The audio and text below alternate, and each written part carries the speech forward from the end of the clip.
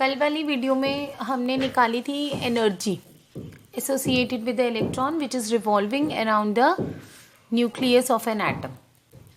आज हमने क्या करना है, उस एक्सप्रेशन में एनर्जी वाले एक्सप्रेशन में आपने लिया था nth लेवल की एनर्जी आई थी -z² is equals to 13.6 electron volt, right. अब इस एक्सप्रेशन में फॉर हाइड्रोजन एटम लें तो z value 1, so you will get En is equal to -13.6/n² eV।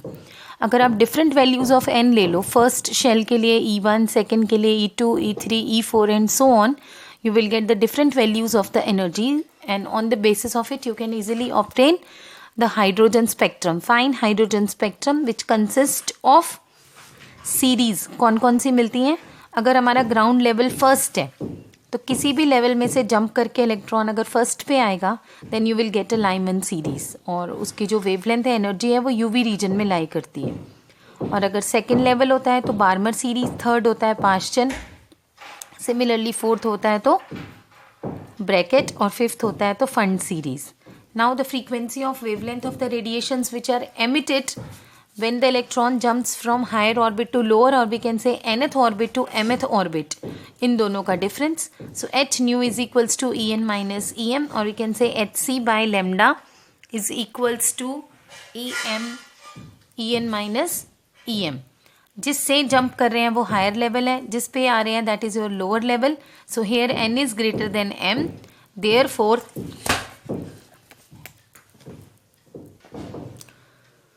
so the difference of the energies of the higher level with respect to the lower level is equals to hc by lambda। ये इसे थोड़ा सा clear कर लेते हैं, hc by lambda, राइट। सो En minus Em, इतनी अमाउंट की एनर्जी जो है वो रिलीज होती है when an electron jumps from higher level to lower level, right. Now hc by lambda is equals to En minus Em. You can substitute the values of En and Em. En is equal to -13.6 electron volt upon n square minus of 13.6 eV by m square, right।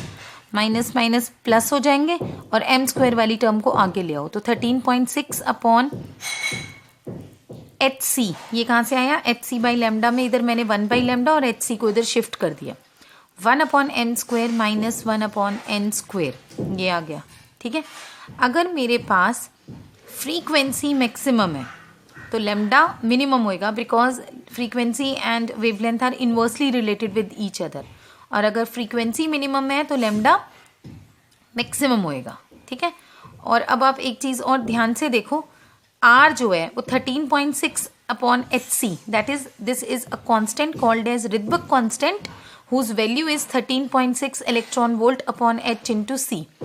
13.6 eV की जगह 1.6 into 10 की power -19 e की value put करी, divided by Planck's constant into C.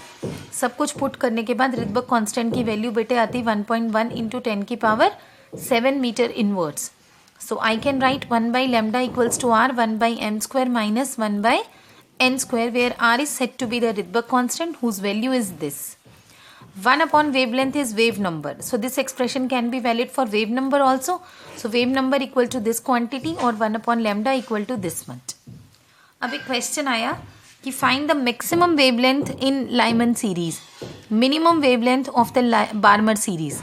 Maximum wavelength in Lyman series का ground level होता है m is equal to 1, और किसी भी शेल n की वैल्यू 2, 3, 4, 5 कोई भी हो सकती है, electron can jump from any higher level, lower level should be fixed, that is m is equal to 1 in case of Lyman series।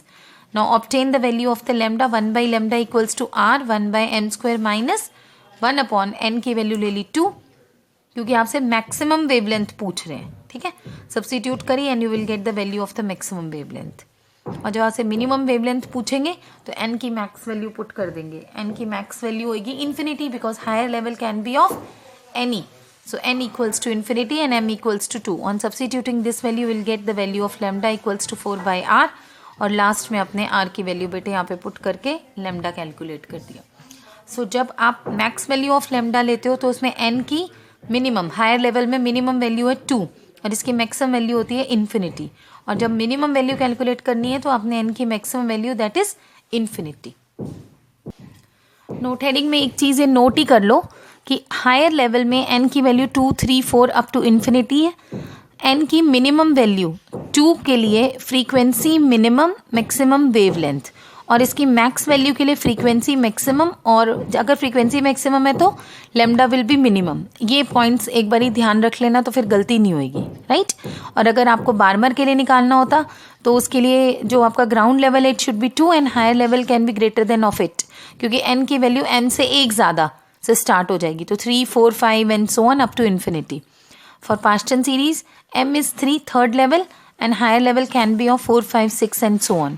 For Beckett series m is equals to 4 but the value of the n more than 1, 5 से 4 से एक ज़्यादा, that is 5, 6, 7 up to infinity. For Fund series बेटे it is m equals to 5 and n equals to 6, 7. n हमेशा higher level लिया हमने, so ये higher levels की value है और ground level इसका हो गया ये. Now we have an expression of de Broglie explanation about this Bohr's postulate, जो आप सेकेंड पॉस्टुलेट बोहर का डिस्कस करते हो, quantization of the angular momentum that is mvr is equal to nh upon 2 pi, वो derive करेंगे using this de Broglie hypothesis. We all know कि electron is revolving without losing energy around the nucleus and in these orbit in which the angular momentum of the electron is in which, ये in इन है, ठीक है, this is which, ये थोड़ी सी miss printing थी इसकी printing में। Nucleus in these orbit in which the angular momentum of electron is integral multiple of h upon 2 pi. To explain de Broglie, he treated electron. This word is treated. He treated electron as a wave, and hence the revolving electron will not lose energy if electron wave from a stationary, जितने भी stationary wave है उसी से generate हुई हुई ये हमारी electronic wave है।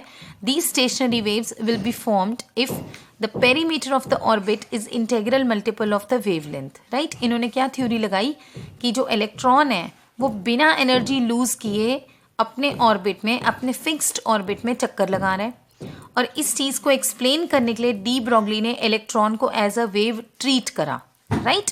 और अगर एज अ वेव ट्रीट करा तो ये बताया कि जिस ऑर्बिट में वो चक्कर लगा रहा है उस ऑर्बिट का perimeter integral multiple of the lambda that is the wavelength associated with it उसके होएगा, और n की वैल्यू 1, 2, 3 जैसे इंटीजर्स में होती है। So de Broglie hypothesis, this is de Broglie